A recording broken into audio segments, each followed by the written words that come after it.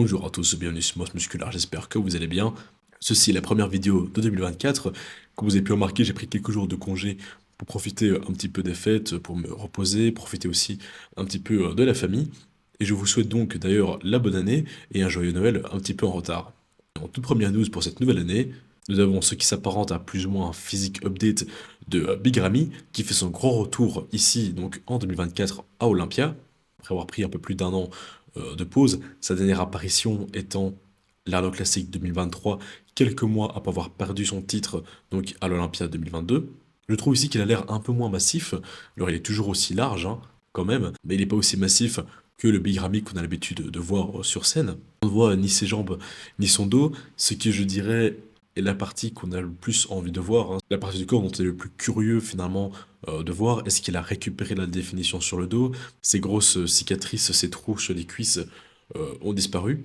Il avait dû laisser pas mal de repos à son corps pour récupérer. Il a aussi fait un traitement aux cellules souches, et donc on verra si ça a vraiment fonctionné, si ça a vraiment été efficace.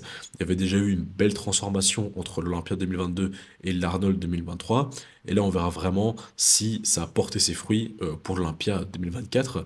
Et la grande question c'est, est-ce qu'il sera aussi bien qu'en 2020 et 2021, où donc il était le Mister Olympia en titre? Et si c'est le cas, est-ce qu'il pourra se replacer dans le top 3 et peut-être même reprendre son titre de Mister Olympia? Ou est-ce qu'il est fini et on ne verra plus jamais un Ramy aussi bien? En règle générale, je vous aurais dit que c'est très probable qu'on ne le voie plus aussi bien. Néanmoins, les cellules souches ont l'air quand même d'être un petit produit miracle et magique, donc il ne faut pas non plus parler trop vite. Ensuite, nous avons William Bonac qui est toujours en prépa donc pour un pro show qui fait aussi son grand retour cette année en 2024. On ne sait pas encore quel pro show il a dans le viseur, mais ce qui m'intrigue le plus dans tout ça, ce sont ses asymétries. Il a le grand dorsal gauche qui est quand même plus petit que le droit et la jambe droite qui est aussi, je trouve, est un peu moins galbée que la gauche. On a déjà parlé de ça dans son dernier physique update. Je trouve que la S6 est encore plus visible, que ce soit sur son lat spread de face ou de dos. On voit vraiment la différence entre la partie gauche et la partie droite. Alors, à niveau condition, il me paraît vraiment très très bien. Je pense qu'il doit être minimum à 12 semaines de n'importe quel pro show, étant donné qu'il ne devait pas faire l'Arnold ni US, ni UK, ni Brésil. Donc, le premier show qui viendra après est dans 12 semaines. Mais ça, la question que je me pose, ça reste est-ce que c'est dû à une blessure nerveuse? Ce qui est possible. Et dans quel cas il ne peut pas développer ces parties-là? Et dans quel cas il a du mal à recruter correctement son gros dorsal ou ses jambes? Alors, est-ce qu'il a toujours eu ces asymétries? Mais je me rappelle pas avoir vu des asymétries aussi fortes chez William Bonac. D'ailleurs, William a toujours été un bodybuilder assez équilibré, donc ça reste quand même fort intriguant, et je me demande vraiment qu'est-ce qui se passe. Peut-être qu'on aura plus de réponses plus tard, ou peut-être qu'il va rattraper ça dans les semaines à venir. Mais en tout cas, déjà qu'il commence un petit peu à se faire vieux, est-ce qu'on ne serait pas déjà en train de voir quelques dégâts sur le physique de William?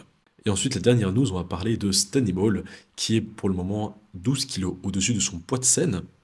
Il est toujours extrêmement sec pour un off-season. Il continue doucement à prendre en masse en gardant une très très bonne condition.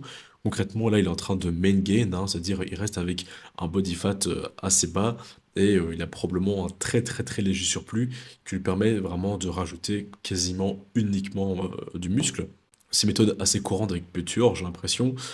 Son préparateur, qui est aussi préparateur de Kion Pearson, de Daboul Peterson, ou Alfred Chiriac, qui sont tous très connus pour avoir une très très belle condition et qui en général durant un off-season deviennent pas des gros bodybuilders tout puffy, mais restent justement assez bas et assez contrôlés finalement au niveau du body fat.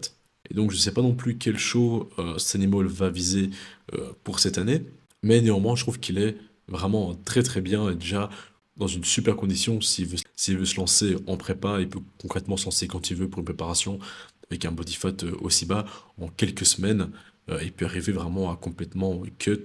Je trouve que le travail qui a été effectué sur le dos et les bras a vraiment porté ses fruits sur la durée. Il prend vraiment son temps, son travail est vraiment facteur de qualité. À chaque update, il fait des petits pas, mais il reste vraiment très constant sur sa progression.